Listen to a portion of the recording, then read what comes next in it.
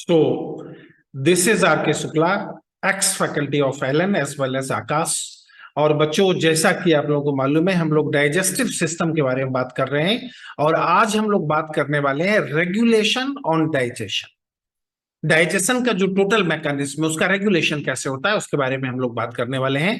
तो चलिए हम लोग बात करते हैं रेगुलेशन ऑफ डाइजेशन के ऊपर, और इसमें हम डिस्कस करेंगे कुछ एक टॉपिक को।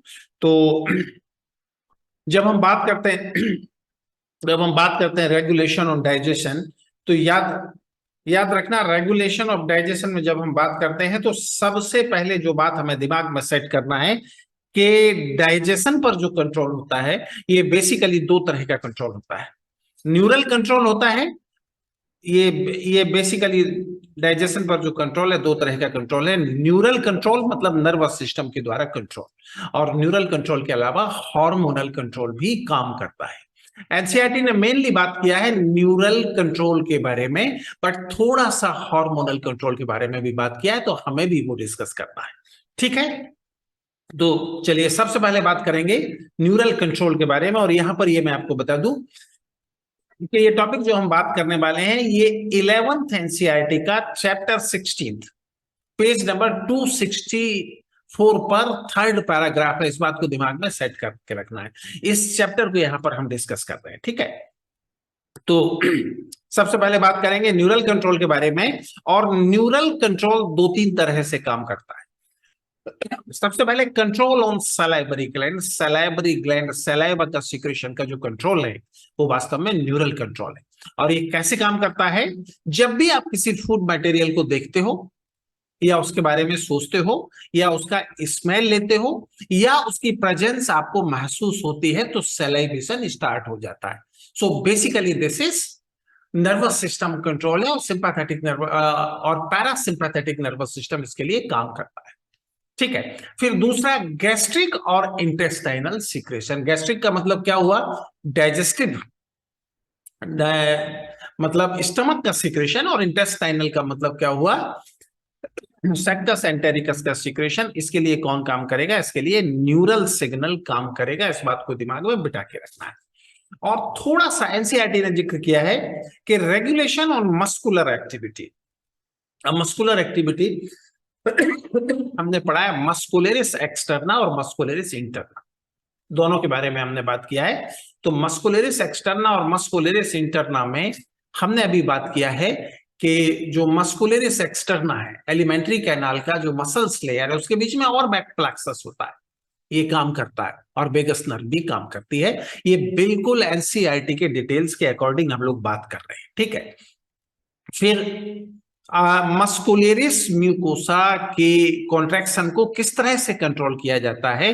तो इसमें एनसीईआरटी ने सबसे पहला पॉइंट दिया लोकल और ऑटोनॉमिक कंट्रोल, जो कौन करता है? ऑरबैक और माइंडेक प्लेक्सस, जो एलिमेंट्री कैनाल की बॉल में कहां पाया जाता है? मस्कुलरिस म्यूकोसा में पाया जाता है।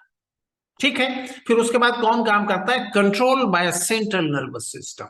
तो याद रखना, सेंट्रल नर्वस सिस्टम से 10th वेगस नर्व का ओरिजिन होता है, और ये भी इनर्वेट करता है इंटेस्टाइन को, और ये भी इंटेस्टाइन की मस्कुलर एक्टिविटी को कंट्रोल करने का काम करता है। ठीक है, फिर उसके बाद बात करेंगे हार्मोनल कंट्रोल ऑन डाइजेशन। याद रखना, इसमें याद रखना कि एनसीईआरटी ने केवल ये लिखा है कि कुछ हार्मोन भी हैं, लोकल हार्मोन हैं जो डाइजेशन को कंट्रोल करते हैं। और अगर एनसीईआरटी इतना लिख दे तो एनसीईआरटी को अधिकार मिल जाता है उस पर क्वेश्चन पूछने का। तो थोड़ा सा इनका बात कर लेते हैं। ये पॉइंट इनका थोड़ा सा इशारा एनसीईआरटी पर है। ये हार्मोन के नेम जो हम डिस्कस कर रहे हैं ये एनसीईआरटी में नहीं है, लेकिन थोड़ा सा हमें पढ़ना चाहिए। ठीक है, तो याद रखना, गैस्ट्रिक ग्लैंड को दो हार्मोन कंट्रोल करते हैं, गैस्ट्रिन और एंटेरोगैस्ट्रिन। गैस्ट्रिन क्या करता है? गैस्ट्रिक जूस का सीक्रेशन शुरू करवाता है, स्टिमुलेट करवाता है, और एंटेरोगैस्टेरोन क्या करता है? उसे इनहिबिट करता है। इस बात को अच्छी तरह याद रखना है। अगर हम गॉल ब्लैडर की बात करेंगे तो उसके लिए कौन काम करता है? कोलिसिस्टोकाइनिन, और क्या करवाता है? ये गॉल ब्लैडर के कॉन्ट्रैक्शन के लिए रिस्पॉन्सिबल है। ठीक है। अगर हम हिपैटिक सेल की बात करेंगे, लीवर की सेल जो हम पढ़कर आए हिपेटोसाइट, तो उसके लिए कौन काम करेगा? हेपेटोक्राइनिन, और ये उसे बाइल जूस के सिंथेसिस के लिए स्टिमुलेट करेगा। अगर हम पैंक्रियास का बात करें तो पैंक्रियास में दो हार्मोन है, सिक्रीटिन एंड पैंक्रियोजाइमिन। सिक्रीटिन क्या करता है? Release of pancreatic juice. इसके ऊपर बहुत बार क्वेश्चन आया है, ठीक है। और पैंक्रियोजाइमिन क्या करता है? पैंक्रिएटिक जूस में एंजाइम का एडिशन करवाता है। फिर उसके बाद आता है ब्रूनर्स ग्लैंड। कहां पाया जाता है? ड्यूडेनम की सबम्यूकोसा में। और इसका सीक्रेशन कहां पहुंचता है? इंटेस्टाइन की ल्यूमेन में। इसके लिए कौन सा हार्मोन काम करता है? ड्यूक्राइनिन।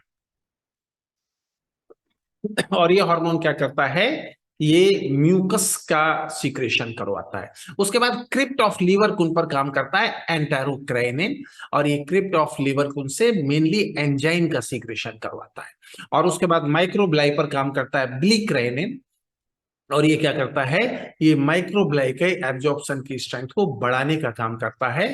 माइक्रोब्लाई के एब्जॉर्प्शन का जो स्ट्रेंथ है उसको बढ़ाने का काम करता है। फिर थोड़ा थोड़ा इनके फंक्शन का डिटेल थोड़ा सा और भी देख लें तो यहां पर देखेंगे, ये हमने बात कर लिया। थोड़ा सा डिटेल हम इसकी इनके फंक्शन का यहां पर और भी देख लें तो ये हम देखेंगे।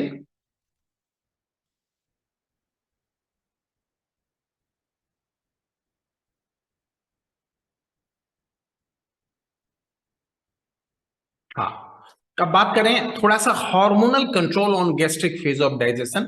अभी हमने बात किया स्टमक में पाई जाने वाली आर्जेंटिफेरस सेल। याद रखना, एलिमेंट्री कैनाल में लोकल हार्मोन का सिक्रेशन करने वाली जो एंडोक्राइनिन सेल है वो क्या कहलाती है? आर्जेंटिफेरस सेल कहलाती है। तो याद रखना, स्टमक में पाई जाने वाली जो आर्जेंटिफेरस सेल है वो गैस्टेरॉन हार्मोन का सिक्रेशन करता है। और ये हार्मोन कहाँ काम करता है? गैस्ट्रिक ग्लैंड पर काम करता है और गैस्ट्रिक जूस का सीक्रेशन करवाता है।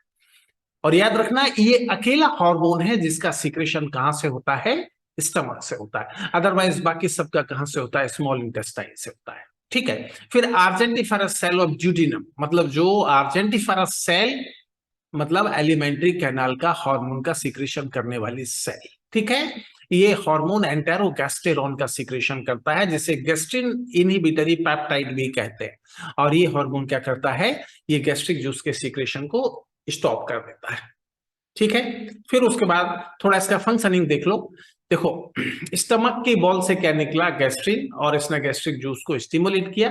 और फिर यहाँ ड्यूडेनम से क्या निकला? जीआईपी, और इसने क्या किया? इसने गैस्ट्रिक जूस के सीक्रेशन को स्टॉप किया। फिर बात करेंगे थोड़ा सा हार्मोनल कंट्रोल ऑन लीवर। इसमें देखो स्मॉल इंटेस्टाइन, खास तौर से ड्यूडेनम की जो आर्जेंटिफेरस सेल है वो दो हार्मोन का सीक्रेशन करती है, कॉलिसिस्टोकाइनिन। कॉलिसिस्टोकाइनिन क्या करता है? गॉल ब्लैडर का कॉन्ट्रैक्शन करवाता है, जिससे कि बाइल जूस का रिलीज हो जाता है, ठीक है।